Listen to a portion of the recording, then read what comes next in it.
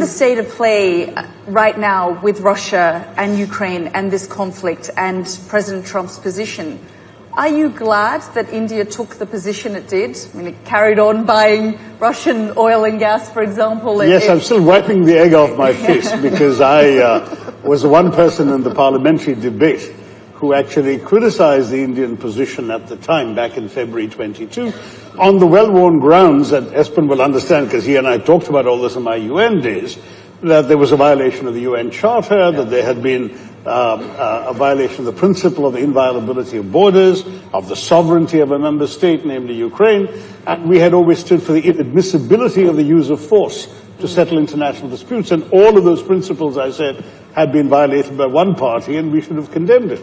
Well, a couple of years later, 3 years later, it does look like I'm the one with egg on my face, because clearly the policy has meant that India has actually a prime minister who can hug both the president of Ukraine and the president of Moscow 2 weeks apart and be accepted in both places. And therefore, India is in a position where it can make a difference to a lasting peace, if it was so required, in ways that very few countries would be able to.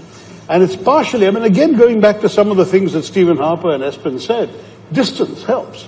The fact that we're not in Europe and we're not directly, one way or the other, threatened or benefiting from any change in territorial borders, for example, that helps. The fact that the two parties seem to be ready to agree to peace. The fact that there would presumably be some very serious international backing for an international peacekeeping venture.